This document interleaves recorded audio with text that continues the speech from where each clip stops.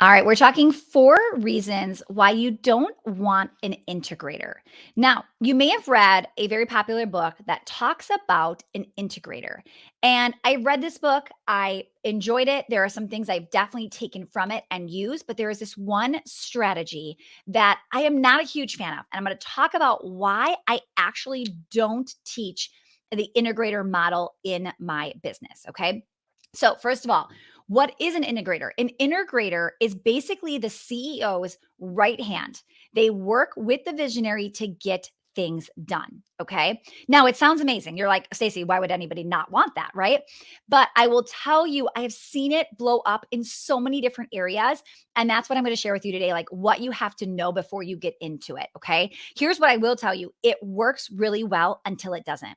So if you're like, no, I have an integrator, it works amazing, just watch what I'm about to say, and you might go, okay, I can see how this would make sense. All right. Now, someone is probably thinking, right? This is working, but this is what I want to show is how the relationship can actually do more harm than good. Now, number one, I want you to think about the role itself. Okay. So, first of all, I'm going to just explain what it really looks like. They are here to manage and catch all of the visionary ideas, right? So the CEO, they'll be assigning them to the right people, and then they follow up and make sure everything gets done. Okay. So before you hire an integrator, you, the CEO, are doing that, right? That's what you're doing. You're the vision, you're thinking, and then you have to follow up, and you're not good at following up. So then you hire this person to do it. Okay. But here is the deal, if we can't handle the follow up and making sure that everything's getting done, if it's too much for us, the CEO, why do we think we're going to find some magical unicorn that could do that for us? Okay. I have seen a lot of integrators get burned out and leave or start underperforming. Okay. So that's the biggest thing is, like I said, it works until it doesn't. All of a sudden, you're watching a company have this amazing integrator and they left. Why did they leave?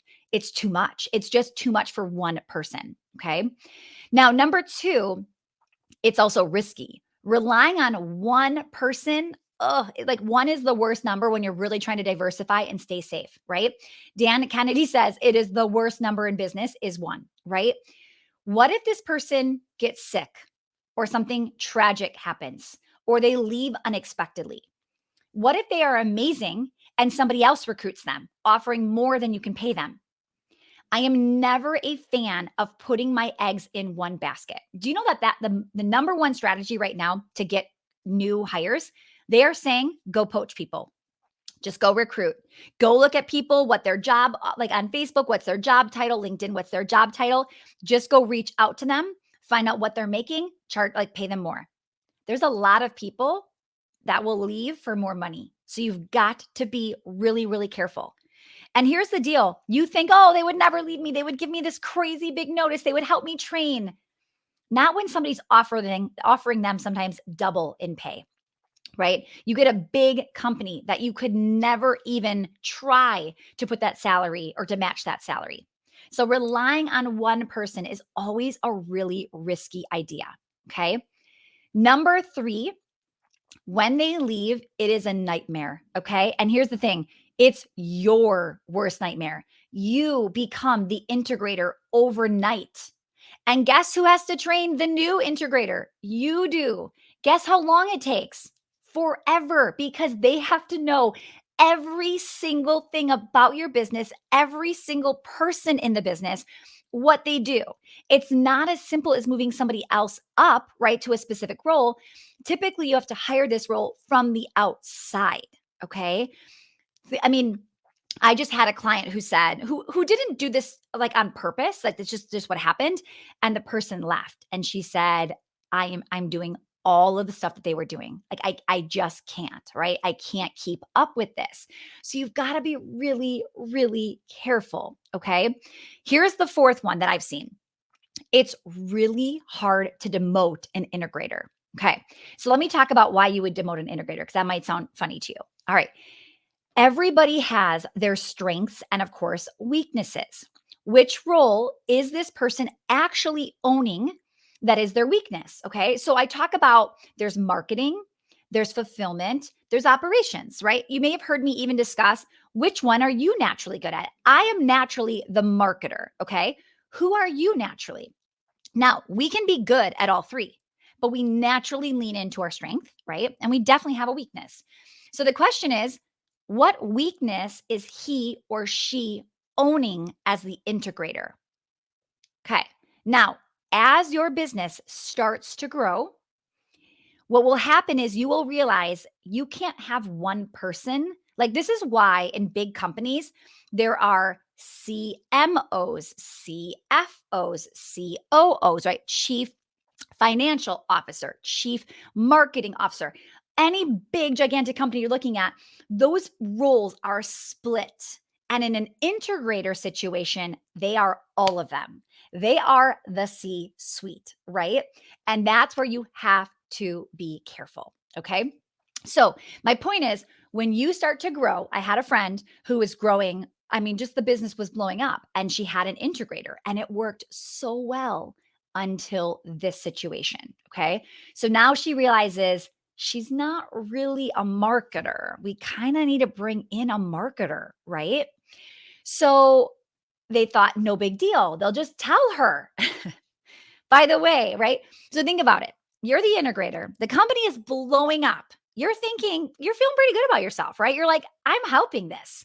And now your boss just says, you're actually not very good at marketing. We need to pull you from it. You're like, I'm sorry, what? I just helped you blow up the company. What do you mean?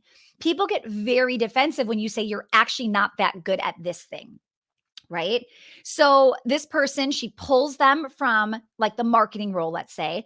And actually she said to her, let's just say, you're actually really good at operations. So we're just going to have you focus on operations. We're going to bring in a marketer and we're going to bring somebody in who's head of customer success. Okay. What this person just heard, she's not good enough. She could be doing better. We've just taken away some of the jobs that we used to have on your plate. Okay. Now, I know from this specific situation, it was not good. This person was really upset. They felt like they had been doing something wrong, right? It is just hard to demote somebody when they're your right hand. Okay. Now, with that said, you might be thinking, but I really do just want one person to be my right hand for now. Okay, well, to me, don't call them an integrator. Give them the right title and let them know, hey, at some point, we are going to have a CMO. At some point, we are going to have somebody in human resources, right? But right now, this is your real role and this is what we hired you for. Make sense? When you go in and you give them the title of the integrator, right? The person, like the CEO's right hand, and you take that away, there will be some awkwardness going on. And some people can get through it, and some people will not be able to get through it, right? And now the person you never wanted to leave you is going, I'm not valued here. Because why do people leave? The number one reason is they don't feel valued. Okay. So if you do grow the business the way the where you want it to grow, and hopefully you do, this is going to be your reality of having to have this really hard conversation with your number one team member that you probably don't want to lose. Okay. So you've got to be really, really careful with each of these. Now, one thing that we teach inside of Well Oiled Operations is how to create individual ownership. You want somebody to own each department individually. Because if we're not good at marketing and operations and HR equally, right? Right, we have our strengths. How on earth are we expecting to find this unicorn person who doesn't want to be an entrepreneur? She's good at everything, but no, she wants to work for somebody else. Somebody who's good at everything wants their own business, right? So you want to make sure that you're finding them in their sweet spot and you want them to take that individual ownership by department. So again, one person to manage your marketing, one person to manage your fulfillment, one person to manage your operations. Okay. Now, here are the benefits to this. When one person leaves, you don't have to find a unicorn who can do all of it, right? You're not like, well, you're going to be doing marketing. You're going to be doing operations.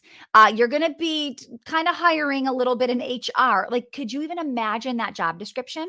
right? It's easier to find one person with one skill set. So this year we really did have our marketing department head. She was recruited. Somebody came in, a tech company came in, a big tech company, I will not say their name, came in, offered her I mean, I was like, "Should I take this? This is, like, looking pretty good here." Offered her this insane amount, and she laughed, and she's like, "I have to, like, I know you can't even pay me this much, but I have to go here," right? Now, let me tell you, it wasn't ideal. I wished her well. We loved her, but it was a whole lot easier jumping in as the temporary marketing director than having to be the person that runs the entire business. Like, so hear me out. I was still not like, it wasn't a great situation. I found out on vacation. I was like, oh my goodness, this is going to be so much work on my end. But it was way less work than having her be the person running every single department. Okay. So if somebody chooses to leave, you're not finding a unicorn. It's a lot easier to find somebody who's just good at marketing than it is to find somebody who wants to do all of the above. Make sense? Okay. Now, each department is staffed. This is the biggest thing I want you to see. Each department is staffed with a powerhouse in that skill set. So it ultimately explodes your business even more. I believe, like, if you're going to use the term integrator, I believe I have integrators in each department, which means I have even more power, right? Like, I have these powerhouses who are just like checking things off. And then somebody says, but Stacy, do you really want to have to, talk to three different people and have three direct reports? But here's the deal, when those three are in their skill set, right? They are in like their peak performance in their department where they just shine. And I don't have to follow up with them. I trust each department. I know that when I assign something, it's getting done. Okay. So it's not like if you're thinking, oh, the integrator needs to follow up. If you hire the right people, if you're using systems like we teach inside of well oiled operations, your people don't need crazy follow up. They're accountable for their own actions. They have their own metrics, right? They have their own KPIs. It's built inside of the program. So instead of trying to fix, I think what happens is, people fix like the symptoms instead of figuring out what the problem is in the business. I think the integrator fix a symptom of no follow-up, of people not being held accountable. But what I am trying to do is build a business where we go to the root cause, right? We find the problem and we fix it. So again, it's like we don't need the crazy follow up because of the systems we have set in place. If you're in our programs and you've seen the way we do our project management software, you're like, oh, like that is the follow-up system, right? We don't need somebody checking in. Did you get this done? Did you get that done? What's happening here? Where are you at? We can glance at our project management software and we know what the status is, where they're at. Are they meeting deadlines? Our daily huddles are helping us figure that out. Sometimes a 5-minute daily huddle is all we need versus one person to follow up with every single person in every department and double checking everything. Okay. Now, department leads this is another huge benefit. Department leads can cover for one another if somebody is sick or on vacation. So if you have an integrator, and obviously I'm hoping you're giving them vacations, I'm hoping they're getting maternity leave, like I hope they get breaks, okay? If they get breaks, like you should be giving them, who is stepping in to help them? I mean, think about it, right? You are the one stepping in if they take a break. Now, if you have somebody who's head of marketing, head of operations, head of, right, you can say that these are peers, right? The CMO, the COO, these are peers with one another. And they can say, listen, I'm going to be on vacation next week. I did everything that I need to do, but here are the 5 things I need to make sure get done. Could you please double check that these are marked off, that this person does it? Could you just like pay attention to that, right? Somebody else can help. We just had a client who said, I just realized when people take breaks over summer, I'm the girl that steps in. So while everybody's vacationing, I'm working harder than ever because I have to be the temporary like integrator. Okay. I want you thinking about this as you go down this path, as you start naming people. The title is so important. All right. People, I mean, your title is your identity. So when you title somebody with the integrator, right? And then you take it away at some point, that can cause massive problems, right? And when you title them correctly, it will really show them, hey, this is really what the role is. But in the meantime, I temporarily need you to take on some HR tasks. Is that okay? We are going to hire an HR person. So I just want to make sure you're aware for the next like X amount of months, this will be on your plate, but eventually this person's coming on board. Okay, yeah, no problem, right? They get it. The expectation has been set. So when you go to say, hey, it's time to pull HR, they're not like, what? What do you mean? Have I been doing something wrong? Like, what's happening? It's like, no, no, no. It's just, oh, yeah, that's right. You said this was going to happen. It's time to happen. Okay, got it. Great. Big difference in the way you communicate with the people on your team. Okay, if you want to see a copy of our org chart with those departments, so you can kind of understand what it looks like, if you're watching this somewhere, comment under the video org chart. If you are not watching this or you can't comment anywhere, go to our Instagram at Stacy Tuschel. DM me the word org chart. My team will immediately send you a copy of our pretty org chart where you can see what it looks like and how there is not one integrator at the top. Okay. Dangerous place to be, risky place to be. You just heard a bunch of reasons why not to do it, what could happen, and then also why we do it differently. Okay. Again, disclaimer, I am not knocking the book or the person or any of that. Okay. I am just sharing why people always ask me, why do you not do the integrator model? Like, what's going on with that? Like, I just feel like everybody's doing it, but why are you not doing it? Okay. And remember, everybody isn't doing it. That's the biggest thing. When people say everybody's doing it, I'm like, actually not. Like when you look at the big companies, nobody does this, right? It is all the C suite, the executives. So be thinking about that. Where do you want to head? What kind of business do you want to run, right? What are you trying to shoot for? And for me, I'm trying to build a real business, right? Like that's what I'm doing. And I'm trying to build in freedom and security and diversity. And this model gives you that. All right. Comment org chart or DM me on Instagram at Stacy Tuschel org chart. You'll get a very good visual of what that looks like. And I hope that massively helps you understand. All right. I hope you enjoyed today's episode.